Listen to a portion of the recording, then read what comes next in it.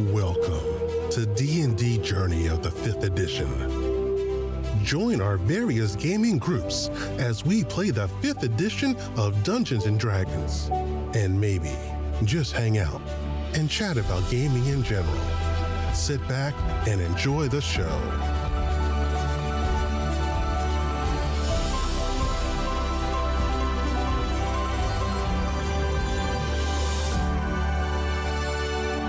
Hi, this is Kelly, aka Trixie from Ragnarok and Roll, a Scion to Ragnarok story, and Tilda Wimblewick from D&D Journey of the 5th Edition. First off, I would just like to say thank you to everyone for listening to our varied adventures, as well as for rating us on iTunes and RPGpodcast.com. If you haven't rated us yet, we would greatly appreciate it if you could. And if you're looking for more ways to support our efforts, we are now on Patreon, a great site where you can help us continue making more podcasts, as well as some special surprises for our patrons. If you can, please look us up at www.patreon.com/cppn. Every little bit helps. And again, thank you for listening. Hey guys, welcome back to D&D Journey of the 5th Edition. And today we have an episode not of the Five Fingers and the Forsaken, but something near and dear to my heart because we will be at Wawa WestCon when this day happens. It is about International Game Master Day. March 4th this year will be Monday on 2024. If you all don't know, it's basically the opportunity to celebrate those wonderful, wonderful storytellers and that make our games so special and fun. And it's a day to recognize them for all they do for the gaming community. Yep. I've totally on Patreon posted some posts that regards to keeping game fatigue from creeping and how to take care of your GM because those are important things because if you maintain your game master, you maintain your game. Think of it like the lifeguards, they're taught that you can't rescue someone if you allow yourself to go down under the water. So you must protect yourself and your energies. Remember to put the oxygen mask on yourself before your child. Exactly. They're small. They don't need oxygen. So let me drop a little info on you that March 4th is International GM Day that celebrates the diligence of GMs. But more importantly, it is also the day that commemorates the death of Gary Gygax, co-designer of Dungeons & Dragons.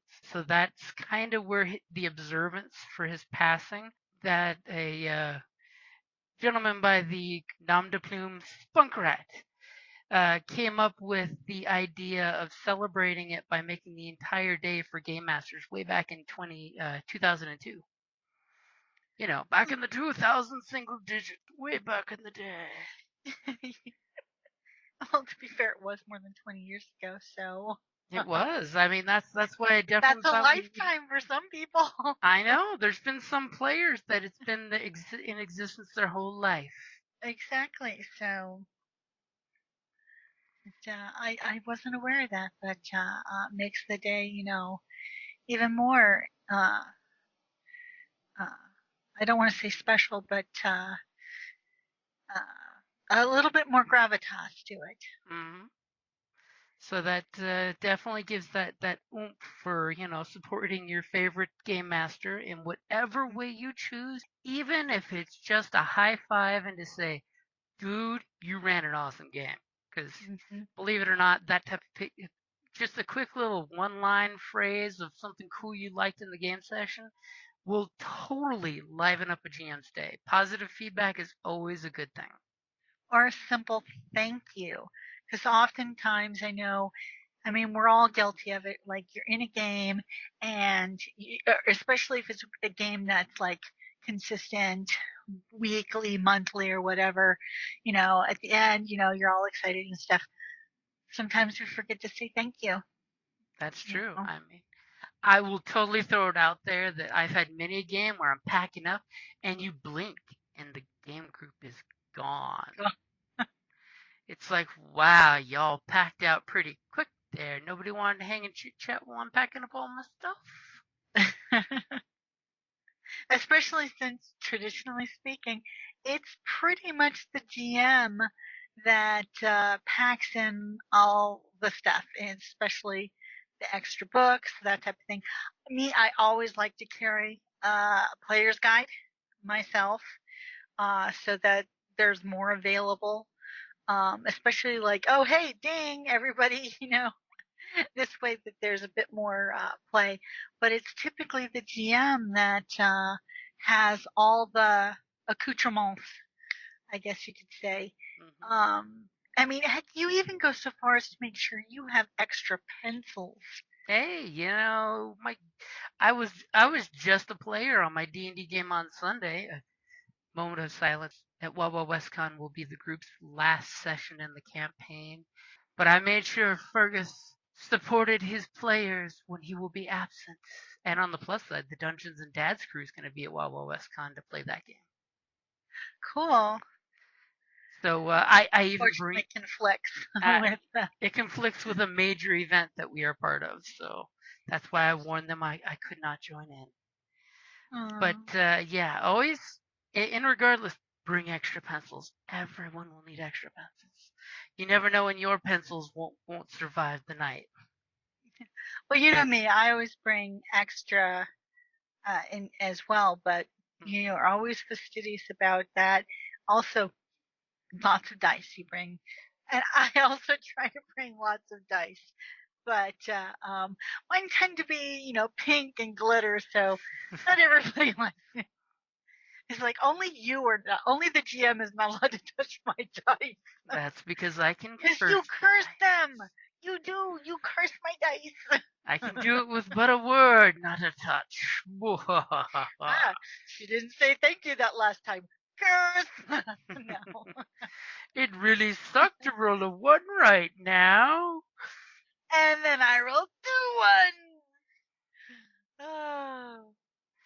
But yeah, it's International GM Day. Support your GM. I mean, I do have a quick little list of some ways that you can show to appreciate your GM. What do you got? Well, like, of course, saying thank you, or you know what, especially like if you're gaming at a public venue, support the venue if they're like having drinks, and food or something. You know what? Get a drink for the GM. A lot of times it's in order to reserve rooms and stuff at some places, it costs, and the GM is usually the one that's putting up that. So you know what? Hey, buy a drink, or offer some. They pay for pizza once if it's like one of those, a potluck style thing, or when you get together, y'all like chipping or something. You know what? Treat the GM every once in a while. Another thing that people can do is like, kind of like if a GM has a little wish list, that you can once in a while, take a look at the wish list or that type of thing, because there's different like what you mean is like if you have an Amazon wish list of future game books and stuff. Yeah, that's definitely one I recommend, because like when we do ours for the podcast, it's the what would you like to play? Here's the things on the wish list. So that way, if you want to play it, well, we just need to get the game materials, then we can play it. So maintaining that is a good way. Or hey, you find out it's your GM's birthday and you want to check out the little wish list. That's always kind of nice.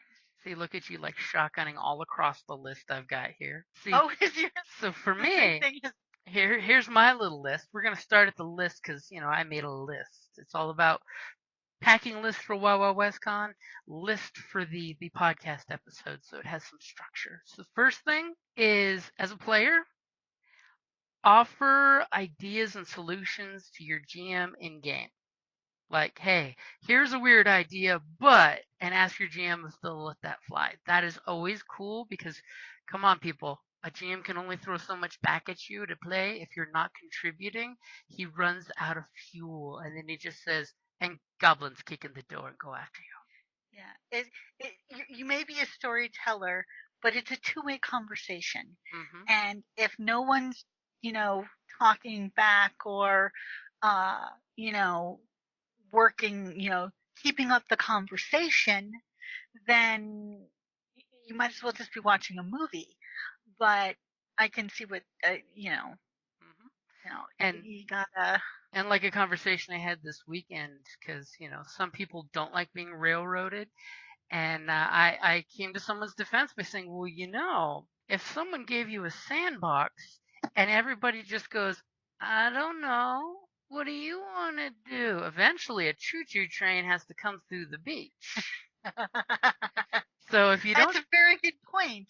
There if has to be an impetus if to your characters don't get take the ball rolling. initiative, eventually the plot will have to happen to you if you're not the plot. And I always like to tell people, especially when GMs are like, well, my plot is this. No, your players are the plot. The triggering event is what you have. You got to make sure that your players know, guys, I need you to take initiative.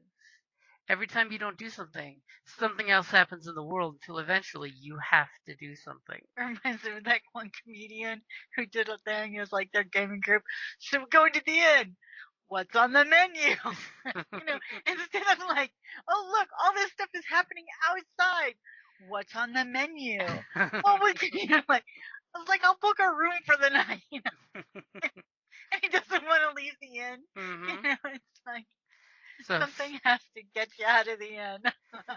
I mean, one of my favorite players, you'll remember this one, had no problem saying at one point in the end, I punched the guy in the face out of the blue, completely out of the blue, and now we have action. Yep. So as the player, don't be afraid to take initiative and do something. If you think there's something interesting in the game world you want to interact with, please speak up. Don't be shy. I mean, what's the worst that the GM says? I won't allow it. Pretty often your GM will say, I will allow it. And then you get to see what happens. So Yeah. don't be afraid to throw out questions and ideas, especially as a person playing a character in a fantasy realm that has magic and dragons and dungeons and slimes. It's okay to ask, in my character's point of view, what would I think is a good idea? Because if the GM doesn't have a good suggestion, you're in trouble. Mhm. But it's totally be good about doing that. So that's how you help support your GM's creative energy, so it's not all on the GM having to hump the story and keep putting the encounters in front of you. Take initiative. Say what you want. Say which orc it is that you have the hard on for against your family because they murdered your great uncle. Mhm. That will, and the more you fill out some of your personality traits, your flaws, your bonds, and that type of stuff, Mm. and it helps pull your characters and gives your into the story as well as giving your GM fodder. Ah, yes. Oh, I can do this. Roleplay material is very important. And all of us GMs are normal human beings, and sometimes we get tunnel vision and forget. Do not be afraid to shoot your GM an email saying, hey, yo, bro, remember that uncle of mine in my backstory?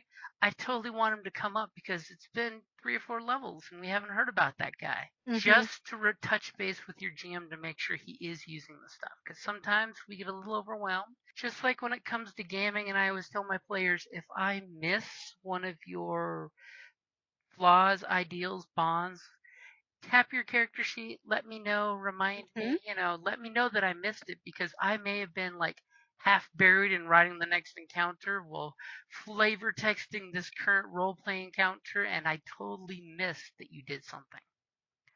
I have no problem going, let's see, I'm gonna do such and such, and I think that relates to this.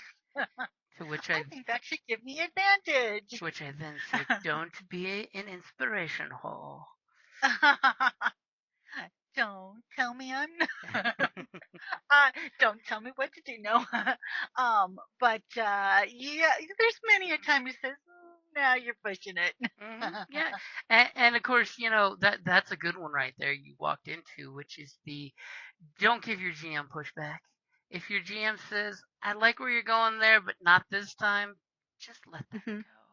Rather than make, it's rarely if ever it happens, but don't push so it becomes a out of game conversation because that's never fun for anybody.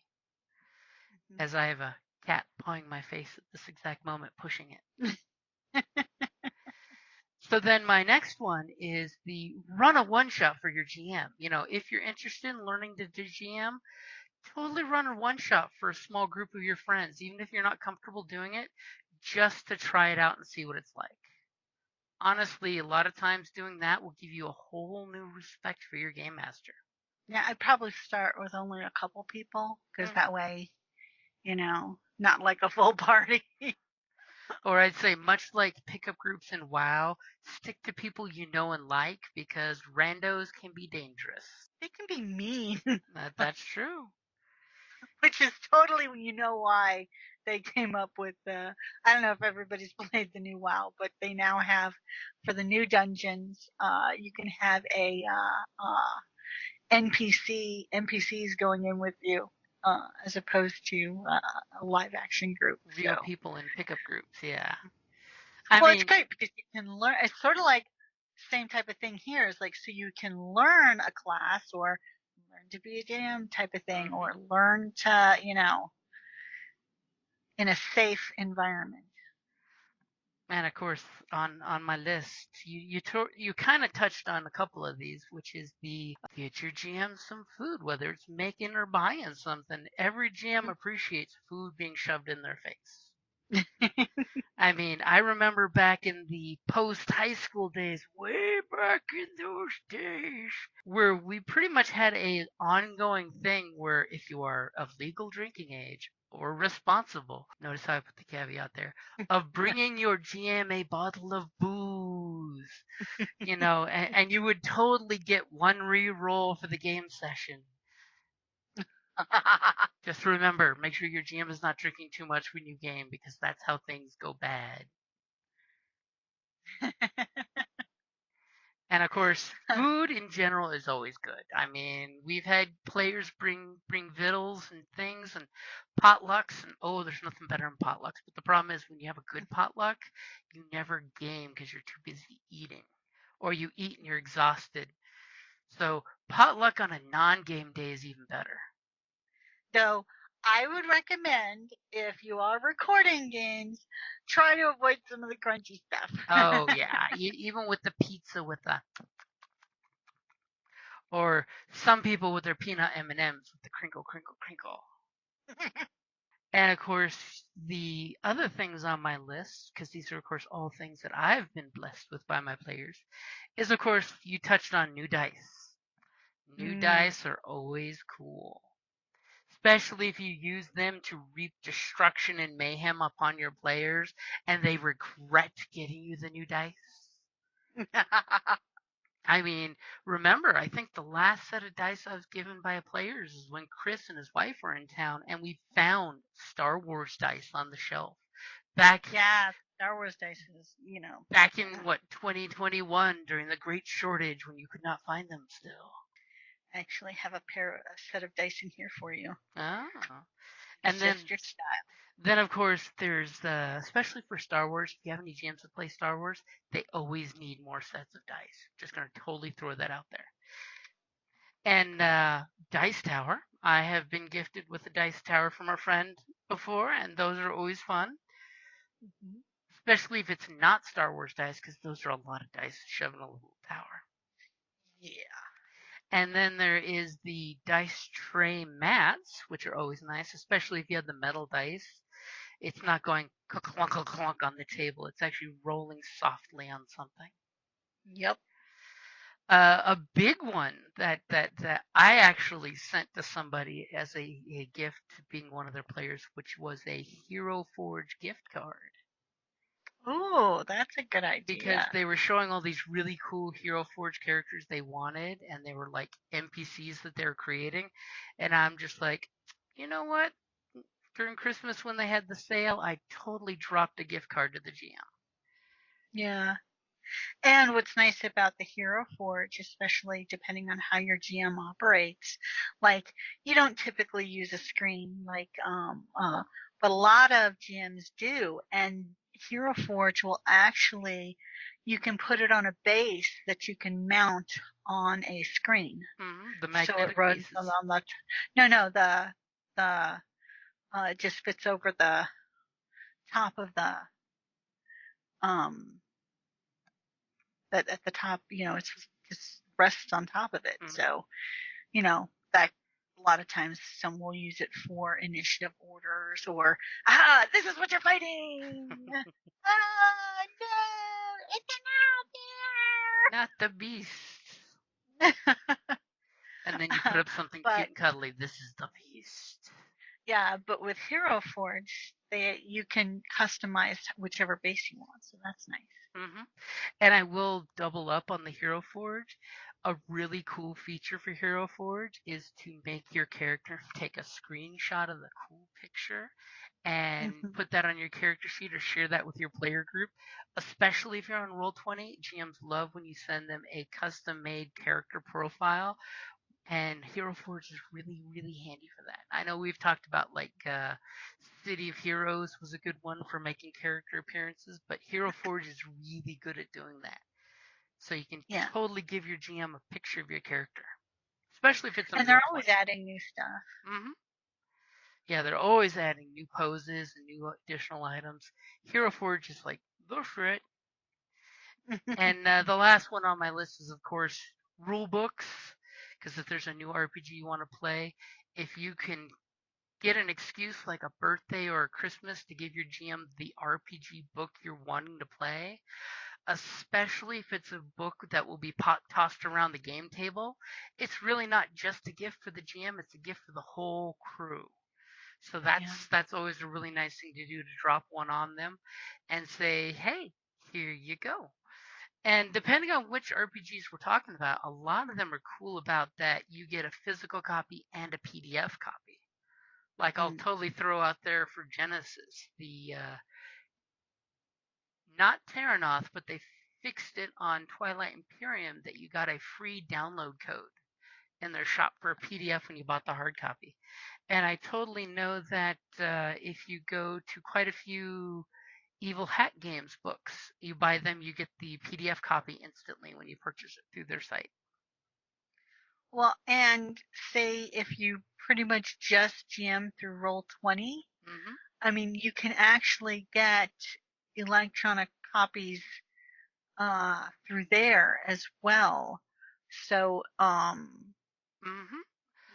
as well as other items. Yeah, I totally was given, that's one I forgot to mention, was I got a Roll20 gift card for Christmas from one of my players last year. Yeah, and and this can allow you to get certain themed tokens for the maps and stuff. I know that since the pandemic, a lot of people have been employing Roll20. I mean, heck, that's what allowed us to continue gaming, since we couldn't meet in person. And this way, you have a larger library of different things that you can show on there. So that's, your GM might like something like that. And I've got one last caveat to throw out there. If you really want to show appreciation for your GM, be the player that takes notes and helps give recaps. That is totally something your GM will appreciate. In our City of Mist game, one of our players is an excellent note taker, but it's funny because sometimes his notes are incomplete, but they're just complete enough to fill in the gaps after we talk about it. But the note taking is extremely appreciated by the GM. Yeah. Just like I used to be a note taker, but then the wrist injury made it very difficult. With the journals. Yep. Yes, indeedy. So if you can, my color coded journals. And another one I've never been a fan of myself, but that's just because I don't want to saddle somebody with it. But is I know some gaming groups, the GMs appreciate a player who's willing to speak up to be the initiative tracker. I've seen that work really well in some groups. But I mean, me personally, I always just keep track of initiative with a list on my side in the notes. And Yeah, I always see you do that. that's just my little power trip there. But some GMs will actually have another player keep track of initiative for them, which that's always cool too. Cool. So, any last minute contributions of ways that you can show appreciation to your GM for International Game Masters Day?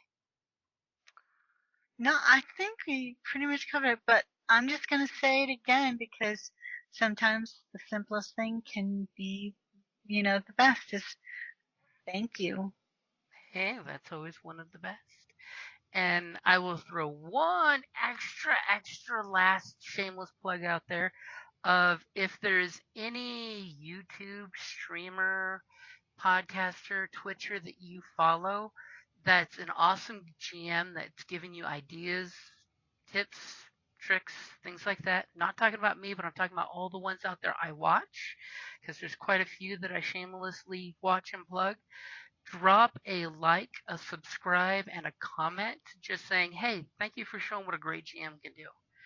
Because that will totally help them out with the whole evil algorithms. Those are the new enemies now, is the evil algorithms. We were promised Skynet. We were given algorithms instead. And it does go a long ways. Like you said, thank you. That's a great way to thank somebody, is to like, comment, and subscribe. Because it's free. And it takes just a few seconds to go a long way with your streamers and things. And with that, I totally think that's got me covered for GM Appreciation Day, March 4th, 2024. Unless you got something. I know. Yeah, no, I just want to say thank you, Jim. You're a fantastic GM. It's one of the reasons why I fell in love with you. Well, I appreciate your appreciation. And I'll totally throw it out there. Anybody in the Tucson area this weekend at Casino del Sol is Wawa WestCon. Come on down and have some fun. And I will shamelessly say the merchants area is free to the public to come in. So if you walk in the double date doors at the convention center, where all the merchants are, I believe there's going to be gaming tables set up, and the Dungeons and Dads group are going to be down there. They're the gaming guests that got invited out. They'll be doing the Saturday night game. Come on out, see folks, check out some cool stuff. And just a heads up, everything is cash only this weekend because we're all steampunks who want it retro. That's not really the case, but that's what we're going to say. Alrighty, guys. Thank you for listening. I hope you GMs out there have a great GM Appreciation Day. All you players out there, I hope you get some gaming done this weekend and you have a great time. And make sure to ask questions, take charge, lead into danger, and when in doubt, kick the door and slay the monster.